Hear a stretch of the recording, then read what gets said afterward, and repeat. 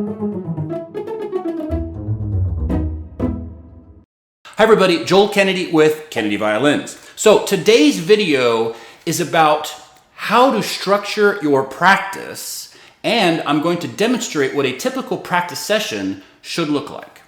Now, structuring your practice really well is super important. In fact, I've known quite a few people who practiced a lot, but their practice sessions weren't structured and focused properly, and therefore they didn't really get a lot out of the practice session. So you really do have to pay attention to how you structure your practice. Now, first of all, I'm going to talk a little bit about the two primary ingredients in your practice session that'll help you get a lot out of it, and then I'm going to demonstrate a practice and show you the three main components that will probably be what your practice session should be. Okay, so the first thing you should think about to enable you to have a really good practice is, number one, make sure that you have a goal in mind when you practice. So why are you getting out your instrument today? Are you just trying to stay in shape? Are you trying to practice a particular song because you want to learn it better? Are you working on a specific technique? Are you just playing for fun, right? So there's a lot of different reasons why you're practicing, and you have to decide what that is before you start practicing. Now, if you're just getting your instrument out for fun, right? You just want to have a good time and play some tunes, right? Totally nothing wrong with that. That's a big reason why we play our instruments, right? But you got to remember that even if you're just playing it for fun, you need to warm up properly. It's just really important that you warm up properly. And also you want to remember that your ear, your mind, remembers everything that you do. So every time you pick up your violin, even if it's just for fun or just, for kicks, whatever, you want to make sure that most everything that comes out of your instrument is correct. Remember, your mind remembers what you do. It doesn't remember if it's correct or not. So when you're playing your instrument, you want to do things correctly as many times as you possibly can. So warming up properly before you play anything on your instrument is really important.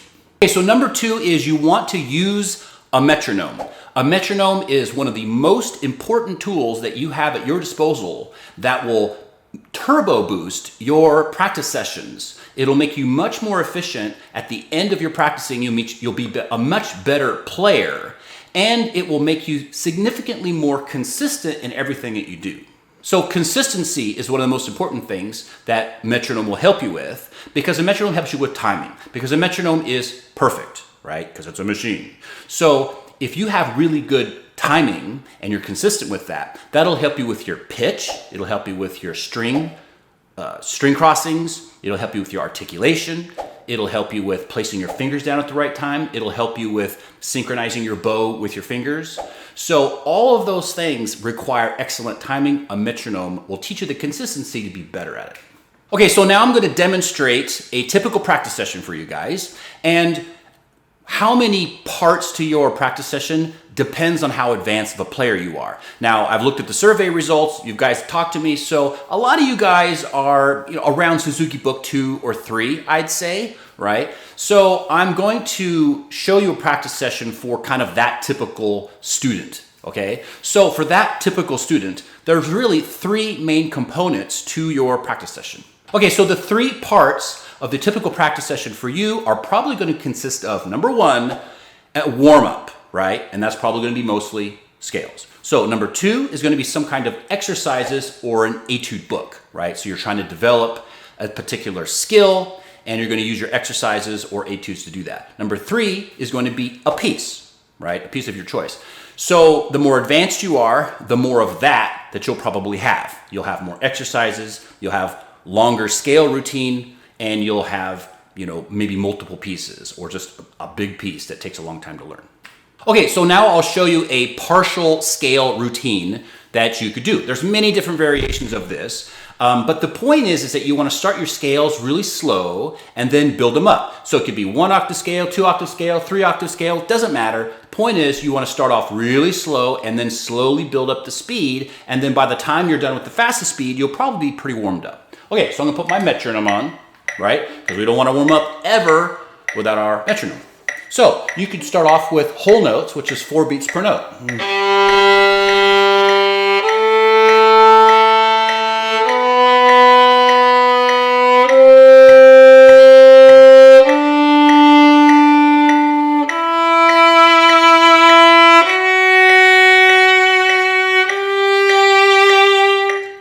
right? Then so on and so forth. And then you could do half notes, right? So it's gonna be 2 beats per note.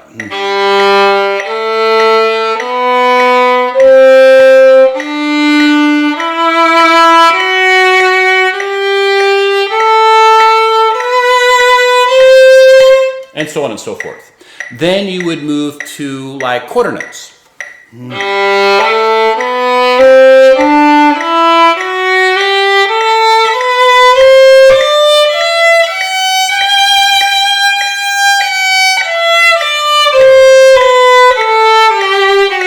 And so on and so forth. Then you could move on to quarter note triplets.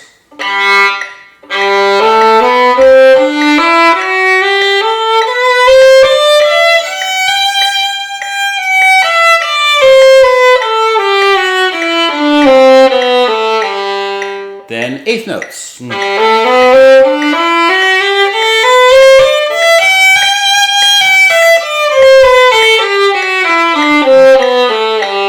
Then eighth note triplets. Then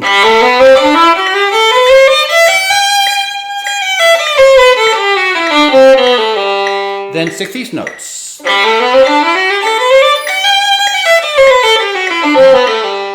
Okay, so that's just, a little example. So you can practice that with just 1 octave scales, with 2 octave scales. You can do it slower or faster, of course 3 octave scales. And I would suggest doing each of those patterns. If you use that particular rhythmic, ascension in speed, I would suggest doing each one at least twice, right? With the exception of maybe the whole note one, because it just takes forever. But hey, if you got time, do it, But the other ones, do at least twice, maybe 3 or 4 times. So now we'll move on to number 2. Okay, so number 2 is going to be your exercises, right? Or your etudes. Right? So there's a lot of etude books out there, and I've talked about some of them, and there's a lot of different exercises that you can just memorize and you can just practice those exercises. So, for example, let's say you want to practice your shifting, right? Shifting to third position. So you put on your metronome.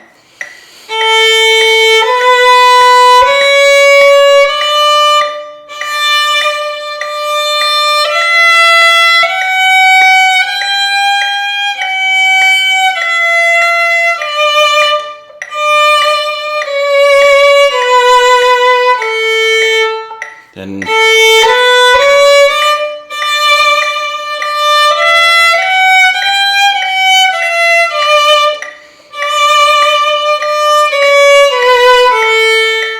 okay, so that would be a simple exercise you can do for shifting, okay?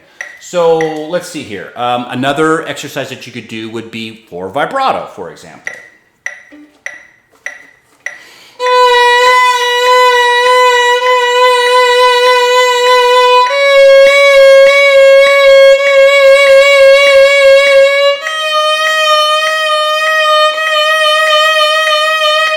Okay, but you'll notice whatever exercise I pick, I always make sure I use the metronome. So another exercise you could do would be, let's say something for spiccato. Let's say you want to work on your spiccato stroke.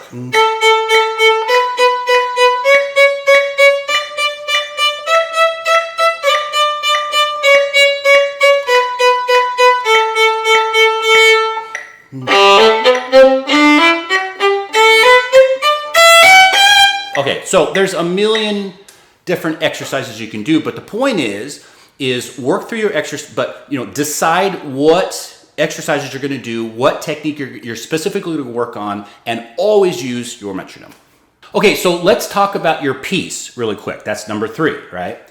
So the most important thing to remember when you're practicing your piece or pieces is to be as structured as you are with everything else, right? Your etudes, exercises, scales, whatever. You want to be really structured. So what does that mean? It means that you want to have a specific goal for your piece, right? Or sections of your piece, and you want to use that metronome. So let me give you an example. Let's say you are learning Bourrée from Suzuki Book 2. Let's say you're learning that piece for the first time. Well, how do you do that? How do you approach this in a very structured way that's efficient and you have the best results when you're done practicing? So the way you want to do it is break it down in pieces.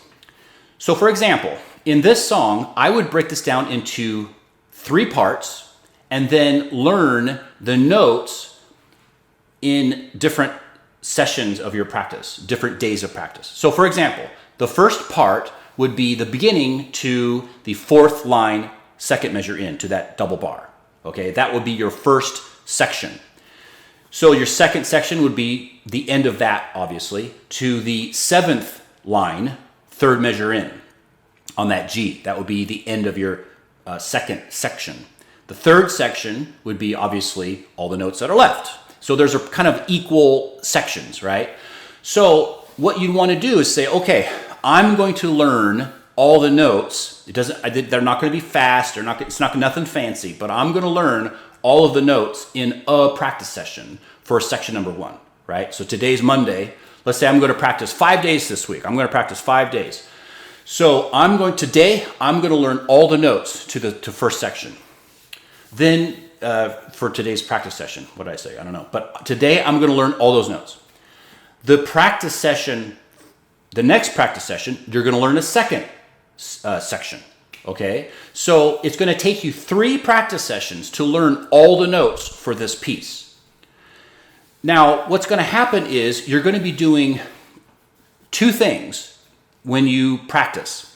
You're going to be either A, learning notes, or B, improving the notes that you already learned. So what do I mean? So the first practice session, you are learning the first 3.5 lines, okay? Then the second practice session, you're learning the notes to the second section, but you're also improving the notes for the first section. So there's overlap. So you're always improving the previous section while you're learning the notes for the new section. Then by the 3rd practice session, you already see where I'm going with this, right? You're learning the notes to the 3rd section and you're improving the notes for the first 2 sections. Then by the 4th practice session, you are basically trying to just improve every section. And you're doing that for the 5th, 6th, and 7th practice session, however many practice sessions it is. So you want to make sure you use the metronome for all these practice sessions. Well, how do you know when it's okay to not use the metronome? When you can play each section up to your goal speed, and without any major errors, let's say you can play it 10 times in a row, no major errors, up to your goal speed, then you can pull the metronome away, and then you can put the sections together. So that's basically a summary of how you want to practice the entire piece. Okay, so now we'll just talk a little bit about how to practice. So if I'm practicing Bourrée, the first thing I want to do is make sure I know the notes. So I'm going to go really slow, and if you need to mark some fingerings or something like that so you don't make any mistakes, you make sure you put the right finger down, then fine, do that. But make sure you go really slowly. You don't even need the correct bowing. You don't care about articulation, all that other stuff. You just want to play the correct notes. So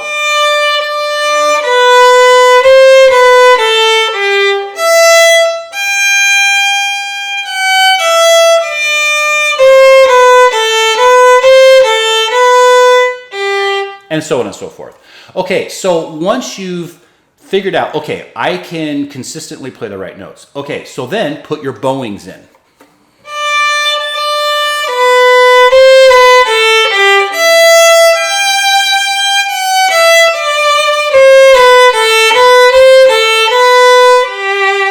Okay, so I know how to play the notes with the correct bowings. Am I doing the right rhythm though? Let's check your rhythm. I would suggest putting your metronome on and then singing it. It doesn't matter if you're a great singer or not, it doesn't matter. You're focusing on the rhythm. Da, da, da, da, da, da, da, da, da, da, da, da, da, da, da, da, da, da, da, da. Okay? Or you can just tap it out. Da, da, da, da, da, da, da, da, da. Da da da da da da da da da da. Okay, so I've learned the notes. I've added the bowings. I know I can do the bowings and play the right notes with the correct rhythm at some speed. Now I want to put the metronome on.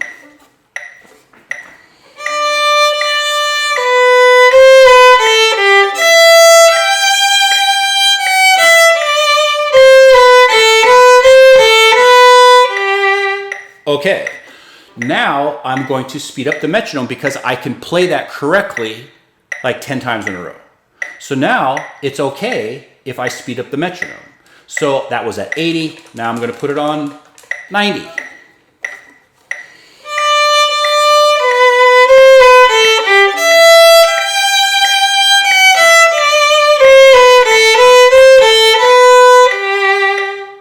Okay, so I've done that 10 times in a row. I'm really, really consistent. Now I'm going to put it at 100.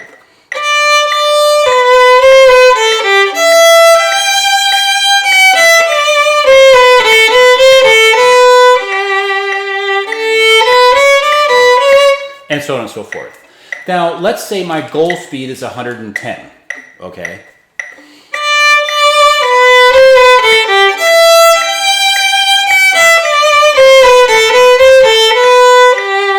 That's a pretty good goal speed, I suppose. Okay, so that's how you gradually improve every section of the piece that you're working on. Now, one thing to keep in mind is that while you're working to improve one section, you're going to be learning the notes for another section for a different practice session. So what do I mean? So let's say I've got section 1 up to, I don't know, 75 BPM, on your metronome, right? So you've learned the fingerings, you've learned the slurs, you can play it with the metronome on the first practice session. Okay, that might be overly optimistic, but let's just say that you can. Then the second practice session, you're going to do the same process that I just told you about with the second section. So now you're going to go really slowly trying to figure out the notes, the bowings, the rhythm, and then put it with the metronome. But part of your practice session that day is going to be building the speed for the first section. So I'm building the speed for the first section, and then I'm learning the notes gradually for the second section. Now the third practice section, now I'm building the speed for the first section, the second section, and then very slowly learning all the notes with the proper rhythm and bowings and everything else for the third section. You see what I mean? So the stuff that you start practicing first is never going to be as good, well, in the beginning. It's not going to be as good as the ending parts. But then eventually, with enough practice sessions, you get all of the pieces, all the sections, you can gradually, you're building them all up so you can get them to the right speed. Okay, so what's your goal? Your goal is to get all the sections up to your final speed. Your goal is to get them all up to 110. So you're practicing each section separately to get them all to the best articulation, the best dynamics, the best pitch, making sure you're consistent with everything. You're playing it well, and you're doing it at your goal speed with the metronome. So when you finally are able to get all the sections with the metronome at the same speed, then you're going to play you're going to play from the beginning to the end with the metronome at your goal speed. Once you can do that consistently from beginning to end, now you can finally take the reins away. You're free. Take that metronome away and just play, wherever you want to your heart's content and have a good time. So if you could remember anything from this video today, I hope that you'll remember that you can achieve the results that you want if you approach it from a very organized and structured manner. You really can. It doesn't matter how much experience you have with music, or maybe none at all. It doesn't matter how old you are. It doesn't matter your situation. If you make a goal and you're structured about it and you're very systematic, you will improve. You will get your goals. You will be able to play those pieces that you want to play. It's all about being patient and approaching it in the best way. So guys, I hope the video wasn't too long. Believe it or not, I tried to condense it and be brief. I really did. So if you guys have any questions, put them down below. I answer just about everybody's questions. Don't forget to like and subscribe to the channel. I post a lot of play-along videos as well, if that helps. And so happy practicing, guys. I hope you all have a great day.